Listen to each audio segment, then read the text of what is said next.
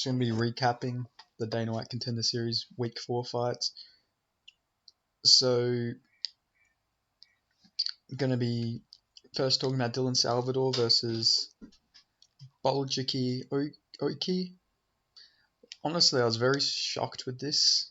I didn't think if Salvador lost, I didn't think Bolgi would literally fucking KO him on the feet. Honestly, that was very unexpected. Nasty body shot though. I like this guy's body shots. Like, showed good awareness to go back to that body when he dropped his arms. Really nice there. So I really liked that performance from him. He definitely deserved a contract, so I was glad he got a contract. But honestly, shocking performance. I was not expecting... like, I can't say I was ever expecting him to win in that fashion. Like, that was shocking to me. But it was a good way for him to win. I liked it. It was enjoyable to watch. And then we had Chandler Cole versus Thomas Peterson. Thomas Peterson got this one done pretty easily. Like I said, if he got Chandler Cole down, I don't think he was getting back up. He's a very big fella, Chandler Cole. 5'10", 264 pounds. So, yeah. He did have some moments though. He was landing some good body shots and going to the head. Like, he was coming out aggressive. Like, he did have one good get up. But, yeah, Thomas Peterson just mauls him pretty much and gets the sub. But, yeah, good performance from Thomas Peterson here. Dana called him Thomas Jefferson, which is funny. But, yeah, Peterson gets it done. He gets a contract as well. I thought he deserved one. You know, he had a good performance, got a finish, so you can't really hold a contract against him. Then we had Timothy Kumbula versus Matteo Fogel. So Timothy Kumba got the decision in this fight, but I thought Matteo Fogel won this fight. I thought he clearly won the fight, but maybe I need to go back and rewatch this. But I thought Fogel at least won 2 rounds. Like, even that first round, he came back and was landing real big shots. Clearly won the 3rd round. The 2nd round was a toss-up, but yeah, I thought Fogel won, but they went and gave the decision to Timothy, and Dana didn't give Timothy a contract, which I understand, because I guess maybe Dana also thought Vogel won, because I thought Vogel won that fight. So I was a bit surprised with that decision. So maybe Dana, without being impolite, he didn't want to just go shit on this guy's win. He was just like, you're not ready yet. But still, it was a good performance from both of them. Real fun fight. I'm surprised, just because the fight was so fun that neither got signed. But yeah, honestly, thought Vogel won that, but it was close. But I can understand Dana not signing Timothy after that fight, but that was probably the best fight of the card. And then we had Yuri Balgarari versus Marcos Tulia Silva. Wow. Yuri, I know he's a glory kickboxer, but his striking has not translated well to MMA. Like, he didn't look good out there, in my opinion. Like, his striking I don't think translates to MMA well. He's now 5-3, so his takedown defense looked alright for the first 2 rounds, but I don't think he's translated to 5-minute rounds, because he looked pretty gassed by the end of the first round. And he was bringing a lot of big shots in this fight, but yeah, it was a very, I don't know, his style just, not every kickboxer's style can translate to MMA, and I think we realized that here. Marcos was having a lot of success on the feet against him as well. He actually won rounds with the striking. And yeah, he was just beating him up everywhere. His grappling, like I said, he doesn't have the best grappling, which we could see because he couldn't get Yuri down until the 3rd round. But yeah, he clearly won this fight, and it was really dominant, but Dana didn't give him a contract. But I think this guy could be really good.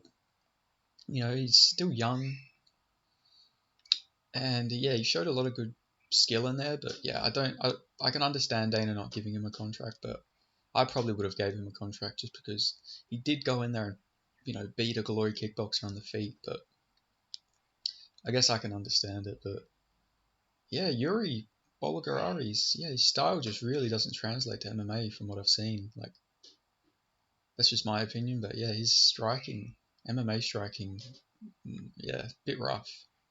Like, he was winging a lot of big shots there, but yeah, I guess Alex Pajea's, because of his power, he can, you know, he can mess up a little bit more. Like, not everyone's going to be Adesanya and Alex Pajea coming from Glory Kickboxing. I guess we've seen that with Dylan Salvador too. Somehow, like, both the Glory Kickboxers on this card both lost in the striking. Like, it's just weird, hey, how that works. But yeah, it is what it is. And then we had the main event, which is Carlos Prates versus Mitch Ramirez. Really good performance from Carlos Prates. Just like destroyed Mitch Ramirez on the feet.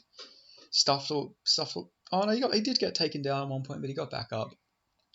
But this guy's really good. This Carlos Prates guy. Dana actually called him a welterweight Anderson Silva, which is really high praise from Dana there. But honestly, really good performance from him. And his power is like, he's got some weird power because he literally just jabs people. And then he just stops the fight himself. Like, that's the exact thing he did in one of the fights I watched. He literally jabbed the guy, and the guy, you could tell the guy was out on his back. And Carlos Prates just, like, you know, just left him to it. Like, just moved off, just walked off, like, and the referee stopped it. Like, he literally is, his nickname needs to be the referee because he literally stops these fights himself, which I really respect from him. I guess he knows he's got some real fucking deadly power because he will literally KO someone and then just walk off, knowing that, yeah, they're definitely not getting back up. Like, the fucking discipline there is insane. Maybe he'll backfire on him one day and he'll do that, and then he'll actually let the guy recover. But this guy's power is crazy. Definitely deserved a contract. I was glad he got a contract. So yeah, only 3 contracts from this card. Carlos Prates, obviously Thomas Peterson, and Bolgi Oki got contracts. Honestly, I'd like to see like Bolgi versus like a. For some reason, I thought he was a featherweight. I only just realized that was a lightweight bout. Maybe Bolgi can fight like a.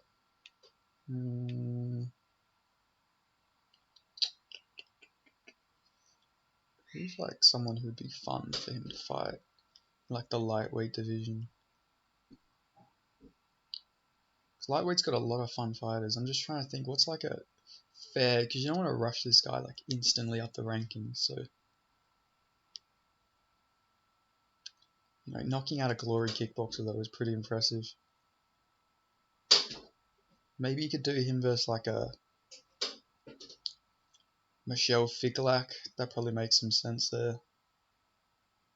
That'd be a fun fight.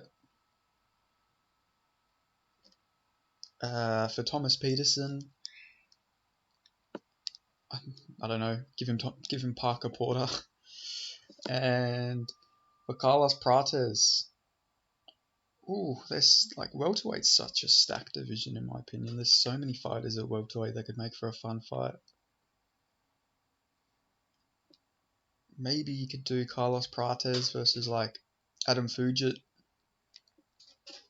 You know, Fugit's coming off a loss against Mike Malott. That would make some sense in my opinion. Like, Fugit's not horrible. So yeah, I'd like to see that fight. Adam Fugit versus Carlos Prates.